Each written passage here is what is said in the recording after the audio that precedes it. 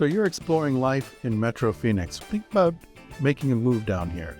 It might be time, it might not be time, you're not sure. But if you do come to the valley, where do you move to? I mean, there's Phoenix, there's Scottsdale, there's Carefree, Cave Creek, Anthem, Peoria, Glendale, Goodyear, Waddell, Litchfield Park, Avondale, there's Maricopa, there's Buckeye, there's Ahwatukee, there's Mesa, Tempe, Chandler, Apache Junction, Gilbert, New River, Queen Creek, Santan Valley. Where in the world do you choose to live? Well, that's what this video is about. That's what this channel is about. One of the many things we do is we look at the different places to live in Metro Phoenix so you can decide what's the best place for you. Today, we're going to look at the 5 pros and cons of living in Glendale, Arizona. Hey everyone, I'm Mike Zahn with Metro Phoenix Living at eXp Realty. If you like this video, you found a home, so be sure to subscribe. So let's get started with the pros and cons of living in Glendale. Number 1, there's great dining spots. There's a diverse foodie culture in Glendale, whether you like Mexican, steaks, or unique local spots. Some of the best restaurants in Glendale include Al's, which bills itself as Arizona's original Mexican restaurant. It's been open since 1986, so while it's been around a long time, I doubt that it's the original Mexican restaurant. But it is a local joint, and having been family-owned and operated since 1986, it has a 4.5-star rating on Yelp, too. Then there's House Murphy's in historic Old Town Glendale. More on that later. But House Murphy's offers festive German atmosphere with brats, beer, and, well, if you like that stuff, you've found your place. And let's not forget the Lola AZ. This eatery is well known for its craft cocktails like the Buzz, which is an espresso martini made with Bomani cold Buzz and garnished with chocolate-covered espresso beans. Warning though, don't drink this anywhere close to bedtime, LOL.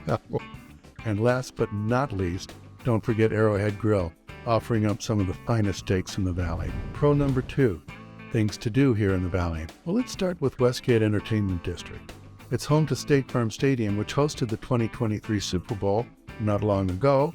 It's home to the Arizona Cardinals football team, which was not in the Super Bowl.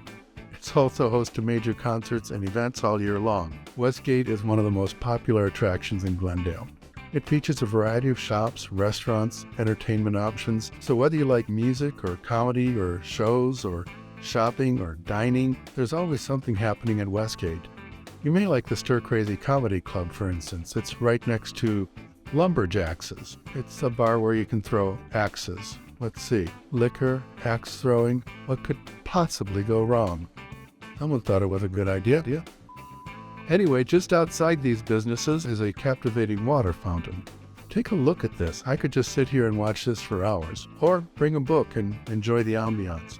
Maybe grab a beer and sit on the patio and enjoy it. Either way, life is good here in Glendale. And right next to Westgate, you find the Tanger Outlet Mall. It is sure to satisfy anybody's shopping habits. So if you love to shop, don't miss this spot. You'll get some great deals on some of the best names in the business. And speaking of not missing a spot, if you like what you've seen here, you've found a home. We do community videos and drop useful information every week on this channel. So be sure to like, subscribe, and hit that notification bell so you don't miss your favorite community. Moving on to our last entertainment destination.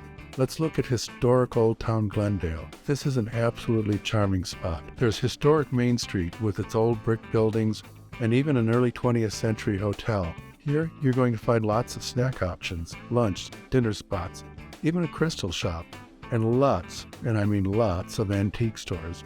If you love antiquing, this is a must-see spot. Or you can stroll through the streets and take in the historic architecture, or check out some of the local art. You'll love this place. And just to the north of the Main Street, don't miss this.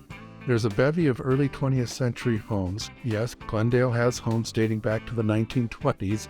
Phoenix does too. A lot of these have been converted into cute shops and offices. One's even a tea garden. So don't miss strolling through this area for a unique shopping experience. It's so quaint, you could just overdose on cute. Pro number 3, the weather. Yes, we teased this in the intro, but there's nothing to tease about Glendale's weather. Over 300 days of sunshine. You can go wrong with that. Only about 7 to 8 inches of rain a year, right? The spring, fall, and winter months are a huge draw to this area. Typical October-November temperatures range from the upper 80s down into the low 70s.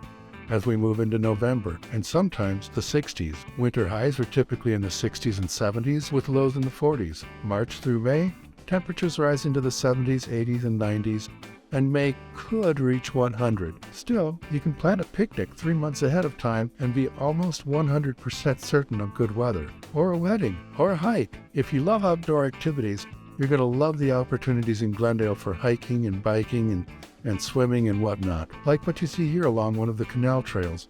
Or you could go to the trailhead at Thunderbird Conservation Park at 67th Avenue and Patrick Lane. But be aware, gates to the parking lot here and the trailhead close at sunset, so be back by then. A lot of them, in fact, in the metro area do close at sunset. The point is, the weather allows year-round hiking, biking, and even swimming. But you'll want a heated pool in winter when temps plummet into the 60s. Yeah, that's cold. So with that said, let's flip to some of the cons. Number 1, yes, summers. The summers are hot, I won't sugarcoat it. With average July highs around 106 and June and August not a lot different, you have to be friends with the heat. The good news here is that there are much lower humidity levels in Arizona, so the 106-degree temperature comfort-wise is often compared to like 10 degrees less or 96 in the Midwest. It's still hot by any measure, but the silver lining, everything is air-conditioned. Your car, your home, malls, dining spots, even public transport. And there are plenty of community, HOA, and private pools to help make the summers, well, really enjoyable. Number 2, con, public transport. If you plan on relying on public transport in Glendale, plan again. There are limited bus routes and schedules and no light rail at all. So plan on having your own car or making friends with Uber and Lyft, LOL. Con number 3, the traffic. Glendale is a part of the Phoenix metro area which has over 4 million people. Traffic gets, well, heavy, especially during rush hours, which are 6 to 9 a.m. and 3 to 6 p.m. Traffic can also be heavy during events, like events at the State Farm Stadium or Westgate can cause heavy traffic in that area, making it difficult to get around. So just be aware of this and plan accordingly. Leave extra time during rush hours and avoid the Westgate area during major sporting events or concerts. And if you work in downtown Phoenix, depending on where in Glendale you live, you will be looking at a 30 to 40 minute commute to and from work every day. So be careful of that. Now, before we get into information on home prices and options, let's talk about schools in Glendale. If you have kids, you're going to want to know about the schools, of course. The city has a variety of public and private schools, including some top-rated options. Some of the top-rated schools in Glendale include Cactus High School, Mountain Ridge High School, known for its healthcare curriculum and courses, and also where my daughter went to school. Go Ridge! According to greatschools.org, these schools are ranked 7, 8, and 9 out of 10. Now, Arizona also has a thriving charter school system, so you can actually send your child to any of the local charter schools, many of which are very highly rated, and it's free.